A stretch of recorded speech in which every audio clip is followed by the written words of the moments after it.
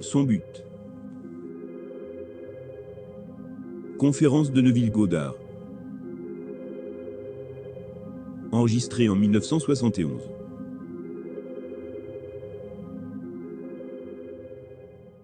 Le sujet de ce soir est son dessein.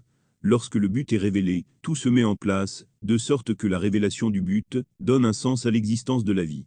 Il y a un but derrière tout cela. Cela peut ne pas sembler le cas, à en juger par ce niveau, mais il y a un but ... un grand objectif. C'est le dessein de Dieu de se donner à nous, parce qu'à la fin nous nous réveillerons, en tant que Dieu. C'est l'objectif. Paul nous dit qu'il connaît le plan par lequel cela se fait, lorsqu'il écrit sa lettre aux Éphésiens.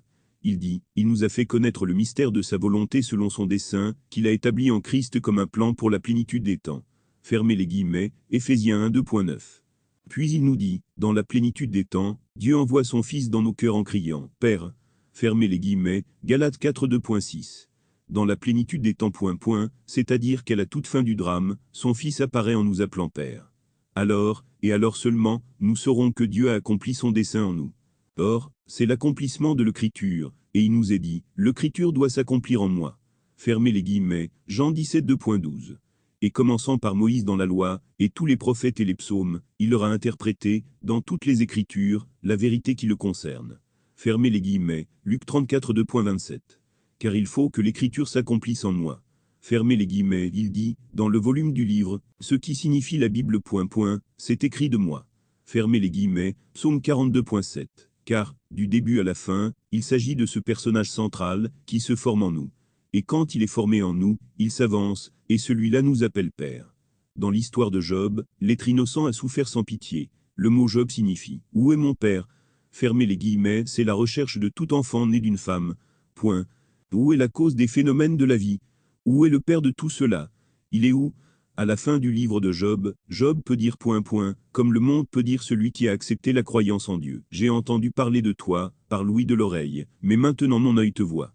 Fermez les guillemets, Job 42 2.5. Quand vous avez entendu parler de Dieu. Point, et ceux qui croient en Dieu ont entendu parler de Dieu. Point. Mais en fin de compte, plus que d'avoir entendu parler de Dieu ... vous le voyez. Maintenant, comment voyez-vous Dieu? Il nous est dit dans l'Écriture, personne n'a jamais vu Dieu, si ce n'est son Fils unique, qui est dans le sein du Père, il l'a fait connaître, Jean 1 2.18, car pour voir Dieu, vous devez le voir dans son Fils. Le Fils révèle le Père. Maintenant, il nous est dit, personne ne connaît le Fils, si ce n'est le Père, et personne ne connaît le Père, si ce n'est le Fils, et quiconque à qui le Fils choisit de le révéler. Fermez les guillemets, Luc 10 2.22. Maintenant, nous avons sondé les Écritures à la recherche de ce Fils, et il nous est dit dans les Écritures, dans le psaume 2, et le psalmiste du nom de David parle, et on lui fait dire, je vais vous parler du décret de l'Éternel. Il m'a dit, tu es mon fils, aujourd'hui, je t'ai engendré. Fermez les guillemets, psaume 2 2.7. Puis dans le psaume 89 ... ce sont maintenant les paroles du Seigneur, et il dit, j'ai trouvé David, mon serviteur, et il m'a crié, tu es mon Père, mon Dieu, et le rocher de mon salut. Fermez les guillemets, psaume 89 2.20, 26. L'homme, à qui l'on a enseigné que la Bible est une histoire profane, n'a pas la moindre notion de cette écriture. Point de ce mystère. Quand Paul parle de ce mystère, qui lui a été révélé, il ne nous dit pas que c'est une chose qui doit être gardée secrète, mais c'est une vérité qui a un caractère mystérieux. Ce soir, je vais partager avec vous mon expérience personnelle de ce mystère, et je sais que ce sera l'expérience de tout le monde dans le monde, car c'est le dessein de Dieu. Il y a 12 ans aujourd'hui, dans cette ville, de l'autre côté de la rue, à l'hôtel Sir Francis Drake, ce mystère a commencé à se dérouler en moi. J'ai pris ma retraite assez tôt, après avoir lu un peu de la Bible, un peu de William Blake, puis j'ai pris ma retraite. J'ai appelé ma femme et ma fille, qui étaient alors à Beverly Hills, puis je suis rentré, d'une manière tout à fait normale. Puis, vers 4h15 du matin, une vibration qui était la chose la plus intense que j'ai jamais vécue a commencé dans ma tête. C'était un tremblement de terre, plus une tempête. J'ai senti que tous les os de mon crâne se séparaient. J'ai entretenu cette pensée, ne connaissant rien de la forme humaine. Point, je ne suis pas médecin, donc je ne savais rien de ce que serait une hémorragie cérébrale, mais j'ai pensé un instant, ça doit être ça. Ce doit être un accident vasculaire cérébral massif, et c'est peut-être mon départ de ce monde. C'est le sentiment que j'ai eu. Point, la chose était si intense. Mais voici ce qui s'est passé. Au lieu d'être quelqu'un qui a quitté le monde, j'ai commencé à m'éveiller. À ce moment-là, je pensais que j'allais me réveiller comme je l'avais fait pendant une 50aine d'années de ma vie. C'était en 1959, il y a 12 ans. Mais quand je me suis réveillé dans mon crâne, et j'ai su, alors que je me réveillais dans mon crâne, que mon crâne était un sépulcre. C'était un tombeau, et je suis seul. Et mon crâne était scellé, il n'y avait pas d'ouverture, une tombe complètement scellée. Point sepulché. Je n'avais qu'un seul désir dévorant, c'était de sortir. Je savais intuitivement que si je poussais à la base de mon crâne, quelque chose céderait. J'ai poussé la base de mon crâne de l'intérieur, et quelque chose a cédé. Point roulé. Puis j'ai passé ma tête à travers cette ouverture, et j'ai poussé, et j'ai poussé et poussé, et je suis sorti à quelques centimètres. Point. Petit à petit, tout comme un enfant sort du ventre d'une femme, seule cette sortie était sortie de mon crâne. Et quand j'étais presque sorti, j'ai retiré la partie restante de mon corps de mon crâne. C'est alors qu'un vent étrange et surnaturel se mit à souffler, et je crus qu'il venait d'un coin de la pièce. J'ai regardé d'où je pensais qu'il venait. Je ne m'étais pas détourné plus de quelques secondes. Le vent était dans ma tête, et il venait aussi du coin de la pièce. Quand je me suis retourné vers l'endroit où se trouvait le corps avait disparu, mais à sa place se trouvaient mes 3 frères aînés. Le plus âgé s'asseyait là, où se trouvait la tête, le second à la place du pied droit, et le troisième à la place du pied gauche. Eux aussi ont été perturbés. Ils ne pouvaient pas me voir. Point, et je vous dirai pourquoi plus tard. Je pouvais les voir et entendre leurs pensées. Chaque pensée était objective pour moi. J'ai entendu leur voix. J'ai entendu leur discussion sur le vent. Et mon frère Laurence, le premier. Point. Il est descendu du lit, et s'est dirigé dans la même direction que celle où je pensais que cette tempête avait pris naissance. Il n'avait pas fait plus de, disons, 2 pieds quand son attention a été attirée par quelque chose sur le sol. Et baissant les yeux, il annonça ceci. Point, il a dit, eh bien, c'est le bébé de Neville. Fermez les guillemets, mes 2 autres frères, Cécile et Victor, d'une voix incrédule, m'ont demandé. Comment Neville peut-il avoir un bébé? Fermez les guillemets, il n'a pas argumenté sur ce point.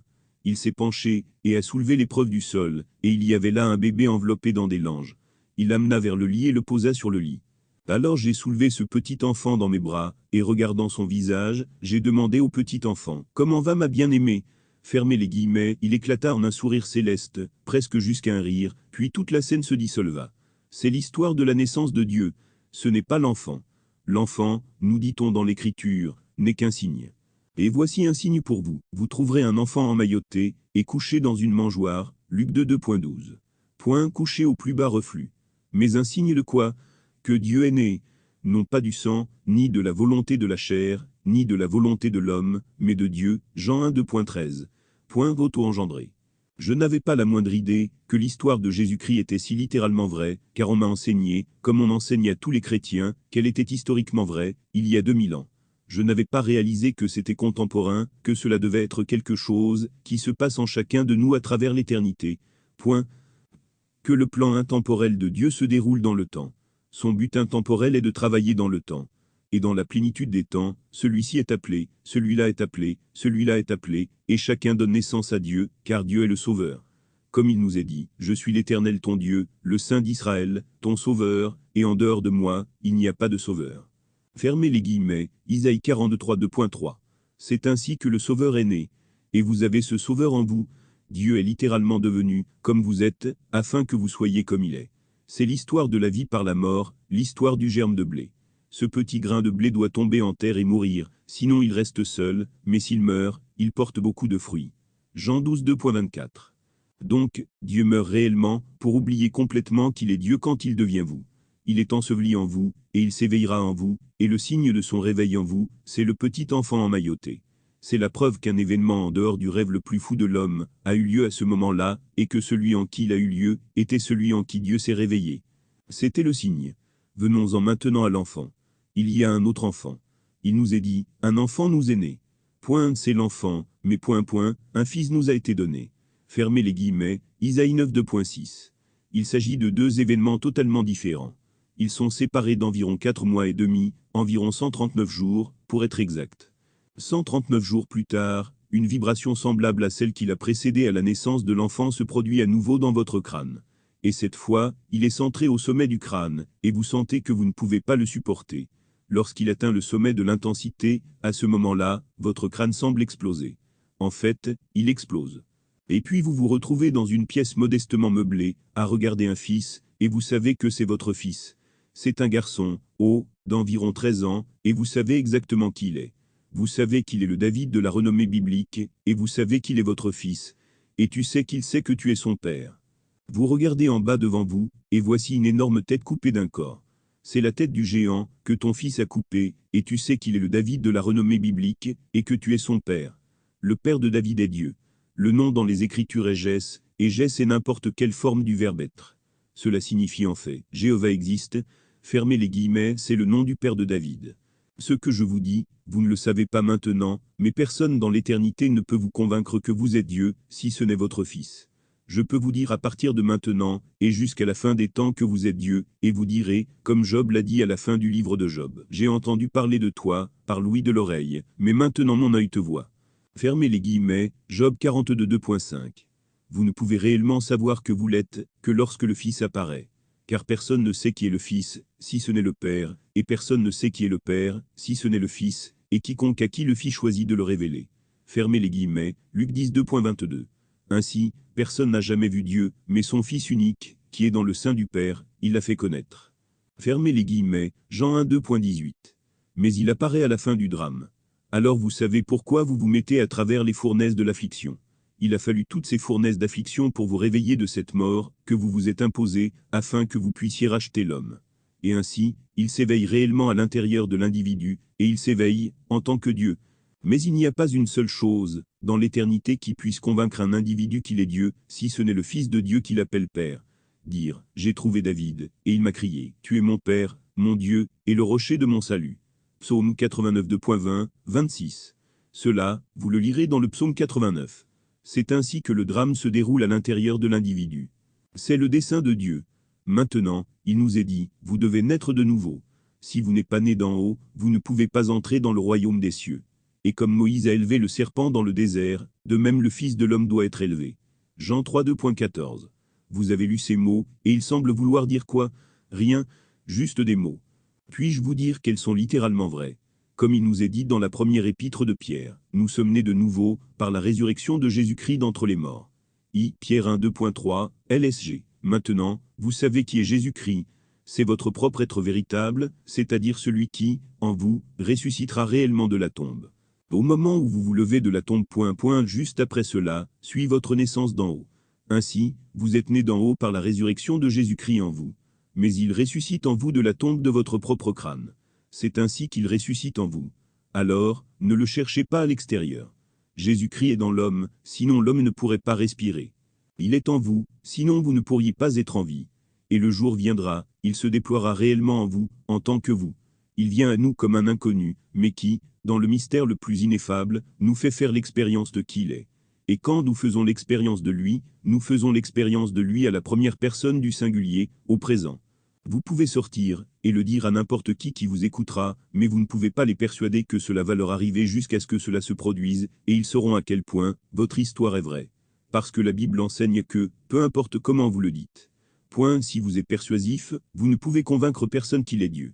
Seul le Fils peut convaincre l'individu qu'il est Dieu. Jusqu'à ce que le Fils apparaisse, on ne peut pas parler du Fils comme de votre Fils. Il faut qu'il apparaisse, et grâce à une sagesse particulière et innée, vous regardez votre Fils, comme si la mémoire revenait.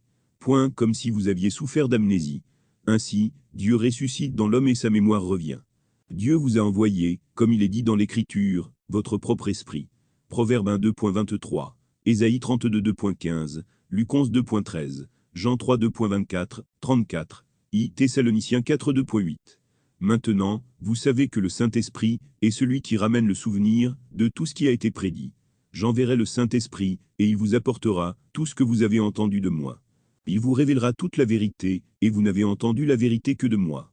Jean 14 2.26. C'est ce qu'il dit. Ainsi, lorsque la mémoire revient, vous avez du mal à croire que vous regardez quelqu'un que vous avez autrefois dénoncé comme votre fils. Quand vous lisez l'histoire de David, vous est-il déjà venu à l'esprit que le David de la renommée biblique est votre fils? Vous diriez, peut-être ... si vous n'êtes pas né dans la foi juive, comment pourrait-il l'être? Je suis chrétien. David est juif, et comment pourrait-il être mon fils?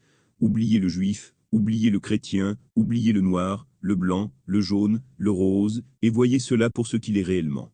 C'est le plan de salut de Dieu. Cela n'a rien à voir avec ce que le monde enseigne. C'est quelque chose de complètement différent. Maintenant, si ceci est vrai, et qu'il a dit que Christ est le Fils de Dieu, et qu'il vous dit que David est le Fils de Dieu, est-ce que David est le Christ? Permettez-moi de passer au chapitre 11 de l'Apocalypse. Et le royaume de ce monde devient le royaume de notre Seigneur et de son Fils. Fermez les guillemets, Révélation 11 2.15. Le royaume du monde est devenu le royaume de notre Seigneur et de son Fils. Fermez les guillemets, ils ne disent pas dans l'Apocalypse, chapitre 11, Jésus-Christ. Fermez les guillemets, ils parlent de l'Éternel et de son Fils. Maintenant, qui est le Seigneur? Il nous est dit dans la lettre de Paul aux Corinthiens, chapitre 12 de 2 Corinthiens, nul ne peut dire que Jésus est Seigneur, si ce n'est par le Saint-Esprit. Fermez les guillemets, personne ne peut vraiment le savoir. À moins que vous ne sachiez qu'il est le Seigneur, alors vous pouvez parler du Seigneur et de son Fils, car le Christ est le Fils du Seigneur. Donc, si vous connaissez le Seigneur, vous ne pouvez savoir que Jésus est le Seigneur que par le Saint-Esprit, et que le Saint-Esprit est simplement le retour de la mémoire, c'est le souvenir. Il vous rappellera tout ce que je vous ai dit. Fermez les guillemets, Jean 14 2.26. Ainsi, lorsqu'il envoie le Saint-Esprit sur l'homme, alors tout commence à revenir comme quelque chose qui était un souvenir perdu. Nous souffrons donc d'amnésie totale. Maintenant, allons à l'Écriture, car il nous dit que nous devons naître de nouveau, et ensuite, comme Moïse a élevé le serpent dans le désert, de même le Fils de l'homme doit être élevé. Fermez les guillemets, Jean 3 2.14. Est-ce quelque chose que vous pouvez expérimenter? Je vous le dis, d'après ma propre expérience, oui. Vous en faites l'expérience de cette manière. On vous dit à la toute fin du drame, après qu'il a été ressuscité, puis alors qu'il le crucifie, et qu'il est ressuscité, est venue la fente du rideau du temple de haut en bas. Luc 23 2.45. Il vous est dit dans les Écritures, vous êtes le temple du Dieu vivant, et l'Esprit de Dieu habite en vous. Fermez les guillemets, 2 Corinthiens 6 2.16. Si vous êtes le temple du Dieu vivant, et que le rideau du temple est fendu de haut en bas, n'est-ce pas votre corps qui est fendu de haut en bas? Il ne peut s'agir d'un morceau de tissu suspendu dans une synagogue, une cathédrale ou une église, fabriqué de main d'homme. Car si vous êtes le temple du Dieu vivant, et que le rideau de ce temple est fendu de haut en bas, marquant la résurrection de l'Esprit de Dieu, alors c'est votre corps qui est fendu, et il se fend de cette manière. Cela vient 123 jours après la découverte que David est votre fils, vous révélant comme Dieu le Père. Un éclair, apparemment sorti de nulle part, vous divise en deux du sommet de votre tête à la base de votre colonne vertébrale. Ensuite, vous regardez la base de votre colonne vertébrale, et là vous voyez une lumière dorée, liquide, pulsante et vivante. En le contemplant, vous savez qu'il est votre soi, et vous fusionnez avec lui. Vous ne faites plus qu'un, avec ce que vous contemplez, puis, comme un éclair en spirale, vous remontez votre colonne vertébrale dans votre crâne, une fois de plus, et cela se répercute comme le tonnerre. Il nous est dit, vous prendrez d'assaut le royaume des cieux. Fermez les guillemets, Matthieu 11 2.12 et Luc 16 2.16. Vous le prenez avec violence, car quand vous entrez de la manière la plus violente, et la chose la plus proche sur terre que je puisse utiliser, pour l'illustrer serait un rivet. C'est comme un rivet chaud, et vous le percez dans l'acier. Cette chose se répercute tout simplement, toute votre tête résonne, lorsque vous remontez le long de votre colonne vertébrale, comme un serpent, jusque dans votre crâne. Ainsi, comme Moïse a élevé le serpent dans le désert, ainsi le Fils de l'homme doit être élevé, Jean 3 2.14, et il se trouve lui-même, comme le Fils de l'homme. Et si tu montes par là, eh bien, alors, tu es le Fils de l'homme. Vient ensuite celui qui a lieu 998 jours plus tard, complétant le cercle des 1260 jours. Puis soudain, sans prévenir, les cieux s'ouvrent. Votre crâne devient translucide, et il n'y a pas de circonférence. Point transparence infinie, et planant au-dessus de vous se trouve une colombe, à environ 20 pieds d'eau. Et il flotte, mais il n'y a pas d'eau, mais il n'utilise pas ses ailes, pour rester en l'air. Il flotte comme un canard, mais c'est une colombe. Et la colombe vous regarde avec amour. À vos côtés, il y aura un témoin. Dans mon cas, il s'agissait d'une femme d'une trentaine d'années. Je l'appelle la voix de Dieu. Et là, comme je regardais la colombe, elle me dit, ils évitent les hommes, parce que les hommes dégagent l'odeur la plus nauséabonde. Mais il t'aime tellement qu'il a pénétré dans le cercle de l'offense pour te démontrer son amour. Puis la colombe est descendue, et j'ai tendu ma main, avec mon index de cette façon illustrant. Il s'est allumé sur cet index. Je l'ai porté automatiquement à mon visage, et il m'a étouffé dans des baisers sur tout le cou, la tête, le visage, et pendant qu'il m'étouffait de baisers, toute la scène s'est alors dissoute, complétant les 4 actes puissants dont parlent les Écritures. Psaume 106 2.2, 145 2.4, 12, 152.2. Donc, je vous dis à partir de ma propre expérience, que l'histoire de Jésus-Christ est vraie. Comme il est dit dans les Écritures, Jésus-Christ est en vous l'espérance de la gloire. Fermez les guillemets, Colossiens 1 2.27. S'il n'était pas en vous, cela ne vous arriverait pas, parce que toutes ces choses arrivent à Jésus-Christ. Point au Père et au Fils. Point au Seigneur et à son Fils. Cela doit arriver à Jésus-Christ. Et donc, personne ne peut dire que Jésus est le Seigneur, si ce n'est par le Saint-Esprit. Maintenant, il fait la déclaration. Quand vous me voyez, vous avez vu le Père. Comment peux-tu dire, montre-moi le Père? Fermez les guillemets, je suis le Père. Jean 8 2.9. Moi et le Père, nous sommes un. Fermez les guillemets, Jean 10 2.30. Y a-t-il si longtemps que tu es avec moi, Philippe, et pourtant tu ne me connais pas? Celui qui m'a vu a vu le Père. Jean 8 2.9. Mais vous ne connaissez pas le Père à moins que le Fils ne le révèle, et le Fils ne le révèle pas. Point, je peux parler du Père, mais vous ne savez pas que vous êtes le Père. Le Fils doit venir dans votre monde de la manière que je viens de décrire. Il y a une explosion à l'intérieur de vous, et cette explosion révèle ce qui était caché là. Eh bien, où dans les Écritures est-il dit qu'il était caché en vous? Il nous est dit dans le chapitre 3 du livre de l'Ecclésiaste, verset 11, « Et Dieu a mis l'éternité dans l'esprit des hommes, mais de sorte que l'homme ne peut pas découvrir ce que Dieu a fait depuis le commencement jusqu'à la fin. » Fermez les guillemets, Ecclésiaste 3 2.11. Maintenant, l'interprétation de ce verset, qui est le verset le plus contesté de l'Ecclésiaste, dépend du sens que vous donnez au mot, traduit par éternité le mot hébreu est olam. Il est traduit dans la version King James par le monde. Dieu a mis le monde dans l'esprit de l'homme.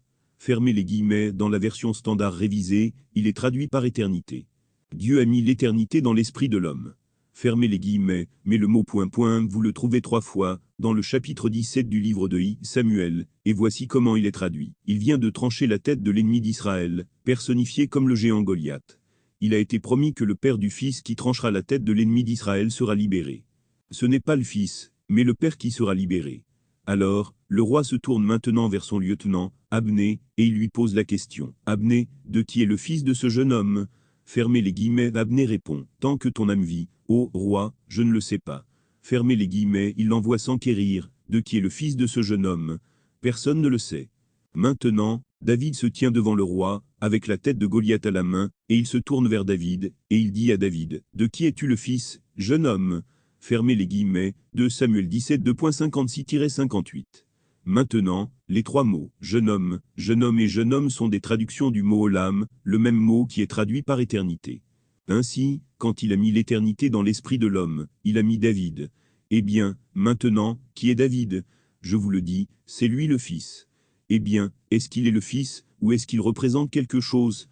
Il représente l'histoire de l'humanité, mais cette histoire se compose de toutes les générations d'hommes, et de leurs expériences, condensées en un grand tout, et ce temps concentré dans lequel toutes les générations d'hommes sont fusionnées, et d'où elles jaillissent, s'appelle l'éternité. Cette histoire complète de l'humanité, si elle était personnifiée, sortirait sous la forme de David. Ainsi, l'homme qui voit David, comme son fils, a parcouru toute l'histoire qui lui est venue à l'esprit. Il a joué tous les rôles, et ayant joué tous les rôles, il a maintenant pleinement le droit d'être éveillé comme le Père en lui comme lui. Et la concentration de toute l'histoire de l'humanité se tient devant lui, en tant que David, et David est la personnification de l'humanité. Donc, vous pouvez dire que l'humanité est le Fils de Dieu, mais l'humanité personnifiée, en tant que David de la renommée biblique. Ainsi, tout est contenu dans l'homme qui s'éveille. Donc, je peux vous dire ce soir, que chacun d'entre vous, point tous ceux qui ont jamais marché sur la surface de cette terre, point tout ce qui a jamais marché sur la face de cette terre est maintenant contenu en vous. Et je peux dire que toutes choses sont dans ma merveilleuse imagination humaine, parce que toutes font partie de l'histoire de l'humanité. Et ayant vu tout personnifié comme un seul jeune l'éternelle jeunesse, car l'éternité est une jeunesse, pas un vieillard. Ayant vu mon fils, et l'ayant identifié comme étant David, je sais exactement qui j'étais, ayant vu David. Ainsi, la Bible a tout à fait raison de dire, personne n'a vu Dieu, Jean 1 2.18, mais le Fils unique, qui est dans le sein du Père, il l'a fait connaître. Fermez les guillemets, Jean 1 2.18. Et personne ne sait qui est le Fils, si ce n'est le Père, et personne ne sait qui est le Père, si ce n'est le Fils, et quiconque à qui le Fils choisit de le révéler. Fermez les guillemets, Luc 10 2.22. Ainsi, ce Fils ne peut pas vous révéler comme Dieu le Père, jusqu'à la fin, lorsque vous avez terminé la pièce, et que vous l'avez jouée en entier. Lorsque vous avez tout joué, il y a automatiquement une explosion dans votre tête. Eh bien, c'est là que tout le drame se déroule, et devant vous se tiendra votre Fils, la somme totale de l'histoire de l'humanité. Donc, c'est l'éternité, et il l'a placé dans l'homme, mais l'homme ne pouvait pas découvrir ce que Dieu avait fait depuis le commencement, jusqu'à la fin. Fermez les guillemets, Ecclésiaste 3 2.11. Le mot fin est l'eau, qui signifie simplement parfait être parfait, comme votre Père céleste est parfait. Matthieu 5 2.48. Il s'agit de reproduire réellement l'original. Or, l'originel, c'est Dieu le Père. Comme il nous est dit, faisons l'homme à notre image. Fermez les guillemets, Genèse 1 2.26. Maintenant, il y a une image. Cet original doit être reproduit en vous. Ainsi, Paul pouvait dire, je suis de nouveau en travail avec vous, jusqu'à ce que Christ soit formé en vous. Fermez les guillemets, Galates 4 2.19. Quand il est complètement formé en vous, comme un enfant qui se forme dans le ventre d'une femme. Point. Lorsqu'il est formé, alors il sera alors fixé. Donc, cela sortira à l'heure dite, mais d'en haut. Ainsi, il y a deux naissances, l'une d'en bas de l'utérus d'une femme, et l'autre d'en haut du crâne de l'homme générique. C'est ce qui nous est dit magnifiquement dans l'évangile de Jean, mais qui nous est dit symboliquement de cette manière. Et Pierre entra dans le sépulcre, et le corps n'y était pas, mais les vêtements de l'un étaient là, et alors la serviette qui était couchée sur sa tête fut pliée, mais séparée d'elle-même. Fermez les guillemets, Jean 22.6, 7. Maintenant, vous entendez cela, ou vous lisez cela dans les Écritures, et vous vous demandez, pourquoi diable ont-ils enregistré cela? Mais Jean est le plus profond des évangélistes, et il a raconté la naissance en symbolisme, afin que personne ne puisse le comprendre. Vous et moi utilisons le mot serviette, dans un sens très limité aujourd'hui. On parle d'une serviette de cocktail, d'une serviette de table, ou d'une serviette hygiénique, mais les anciens avaient une utilisation plus large. Point, un sens plus large pour le mot serviette. Il s'agissait du placenta, de la prénaissance. C'est ce qui attache le fœtus à l'utérus dans le but de le nourrir, puis l'utérus à la naissance expulse le placenta. Donc, cette serviette est la preuve qu'une naissance a eu lieu. Cela a eu lieu dans la tombe, et le nom de la tombe est Golgotha, et le mot Golgotha signifie crâne. Donc, il y avait cette serviette portant la preuve du fait qu'une naissance a eu lieu, mais que ce qui est né a disparu. Point, ce n'est pas ici, mais la preuve est ici sous la forme d'une serviette. Une naissance a bien eu lieu. Et les vêtements de lin signifient simplement le corps d'où ils sont issus. Il a échappé à la mort, car le corps est le corps de la mort. Il est ressuscité de la mort, laissant derrière lui les vêtements de lin, ou le corps, et la preuve de sa résurrection, qui est la serviette, le placenta, point, la prénaissance. Donc, c'est le dessein de Dieu. Maintenant, si vous savez quelque chose dans ce monde qui pourrait vous intéresser davantage, eh bien, alors, dites-le.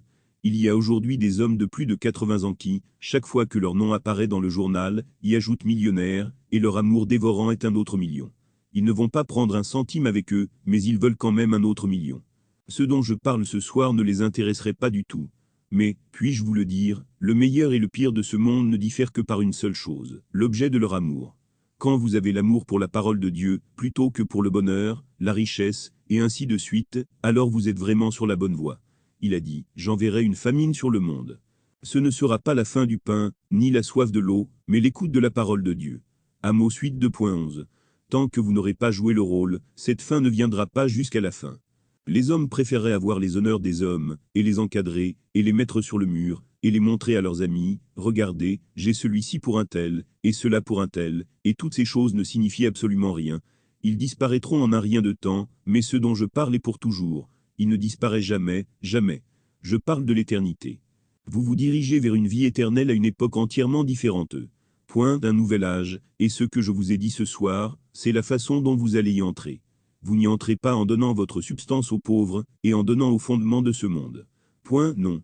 Vous y entrez de cette manière étrange, mystérieuse, et particulière dont j'ai parlé ici ce soir. C'est comme ça qu'on y entre. J'espère avoir été clair. Ce n'est pas le sujet le plus facile, parce que rien n'est plus difficile que de prendre quelque chose de cette nature, et de le forcer à travers des idées préconçues erronées de l'écriture. Ainsi, l'homme ayant appris l'écriture, comme une histoire profane plutôt que comme une histoire du salut. Point. Et je vous dis ce soir, tout le symbolisme de l'histoire du salut, il est difficile de l'absorber complètement en un instant. Si je vous dis, comme je l'ai fait ce soir, que David est le Messie. Point, et David est simplement la somme totale de tous les événements, de toutes les expériences de l'humanité. Point. Il est la personnification de l'histoire humaine, et le Seigneur Jésus est celui qui joue tous les rôles, et il le joue en vous. Point, et vous, ayant joué tous les rôles, vous vous réveillerez comme le Seigneur. Et parce qu'il est Dieu le Père, il doit y avoir un Fils qui témoigne de sa paternité, et la somme totale de cette aventure passe devant vous, en tant que fils de cet éveil. Point. Le résultat de celui-ci. Maintenant, à cause de la nature du sujet de ce soir, supposons que nous entrions dans le silence, et alors vous commenciez par vos questions. Maintenant, y a-t-il des questions, s'il vous plaît? Une dame, la question est inaudible sur l'enregistrement. Neville, ma chérie, c'est quelque chose qui ne ressemble à rien de ce que j'avais vécu auparavant. Point. J'ai eu beaucoup d'expériences mystiques, et beaucoup de visions merveilleuses, mais c'est arrivé si soudainement, si inattendu. Certes, je ne m'y attendais pas. Mais je n'avais pas réalisé à quel point l'histoire de l'Évangile est littéralement vraie, à un niveau plus élevé. Votre tête est tout simplement comme un tremblement de terre. J'ai vécu 2 tremblements de terre très violents dans le sud de la Californie, celui de 1952 qui a enregistré 7,5 et le récent qui a enregistré 6,2. Toute la maison n'arrêtait pas de trembler. Nous avons eu des centaines de répliques. C'était intense. Mais tout cela se passe dans votre tête. Tout est dans votre tête, et vous avez l'impression que chaque os va voler en éclats. Mais au lieu de cela, vous commencez simplement à vous réveiller. Et contrairement à tous les autres états de veille qui l'ont précédé au cours des années que vous avez vécues, vous vous réveillez pour vous retrouver, non pas sur votre lit, où vous vous êtes endormi la nuit précédente, mais vous vous réveillez pour vous retrouver dans votre crâne. Et votre crâne est une assez grande surface, et vous n'êtes pas une petite chose minuscule comme une miniature, vous êtes simplement de votre taille normale, et vous vous élevez dans votre tête. Et vous avez le désir dévorant de sortir, mais vous avez une sagesse innée sur la façon de le faire, et vous le faites. Et tout comme il vous est dit dans les Écritures, et la pierre fut roulée, Marc 16 2.4, mais vous la roulez. Mais c'est une sensation particulière, surnaturelle, et un vent particulier, surnaturel. C'est un vent de tempête, d'accord, mais c'est quelque chose de différent, et quand cela arrive, comme l'a dit le poète, tout m'était prédit, je ne pouvais rien prévoir. Mais j'ai appris comment le vent sonnerait après ces choses. Édouard Thomas. Maintenant, Robert Browning, dans son poème intitulé Saul. Il a été inspiré pour l'écrire par le chapitre 12 du livre de Samuel, et il fait dire à David à Saul, parce que Saul était fou. Il avait perdu la mémoire. Il souffrait d'amnésie. Il ne savait pas distinguer l'un de l'autre, et dans ce poème, David parle à Saul de la venue du Messie, et ce sont les mots que le poète a mis dans la bouche de David. David se tourne vers Saul et lui dit, « Ô Saul, il en sera un visage, comme mon visage qui te reçoit. Un homme comme moi, tu aimeras et tu seras aimé pour toujours. Une main comme celle-ci t'ouvrira les portes de la vie nouvelle, vois le Christ se tenir debout. » Alors qu'il se tient devant Saul. Robert Browning, Saul, section 18. Browning n'aurait pu écrire ces mots qu'après en avoir fait l'expérience. Tant de grands poètes écrivent à partir de l'expérience, et ont la capacité de le raconter magnifiquement. Eh bien, c'est quelqu'un qui peut le dire magnifiquement, et ce sont les paroles qu'il a mises dans la bouche de David de la renommée biblique. Puis la mémoire revient. Après tout, le prénom de Paul était Saul, de la même tribu que Benjamin, et c'était Saul. Le roi Saul. Mais le roi Saul était dément, et le premier aspect de la vie de Paul l'était aussi, parce qu'il prenait tous ceux qui suivaient cette voie et les persécutait. Son esprit était donc dément. Puis il entendit la voix dire, « Saul, Saul, pourquoi me persécutes-tu » Fermez les guillemets, il l'appela Saul. Et il dit, « Qui es-tu, Seigneur » Fermez les guillemets, il a dit, « Je suis Jésus que tu persécutes » Fermez les guillemets, Acte 9 2.4, 5. Et puis il a été aveuglé, et quand la cécité l'a quitté, il s'est converti, et a changé son nom en Paul. Un changement complet de cœur, qui n'est rien d'autre qu'un changement de nature. Ainsi, lorsque la mémoire revient, vous n'êtes plus l'être que vous étiez, lorsque vous avez souffert d'amnésie.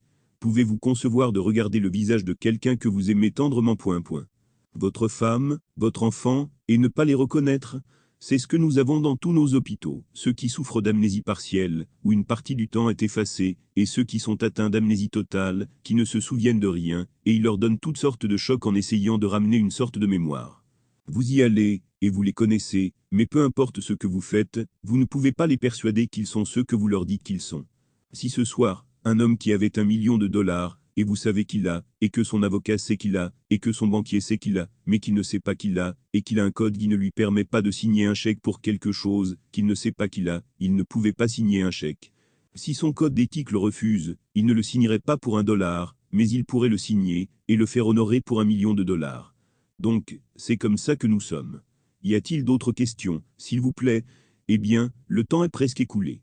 Je sais que c'est tout à fait différent, mais, je vous le dis, nous les mélangeons. Hier soir, nous vous avons donné la loi, et ce soir, nous vous avons donné la promesse, alors nous les mélangeons pour la série. Il y en a 10. 8 autres suivront. Eh bien, s'il n'y a pas de questions, il n'y a pas besoin de rester. Merci, entrons dans le silence.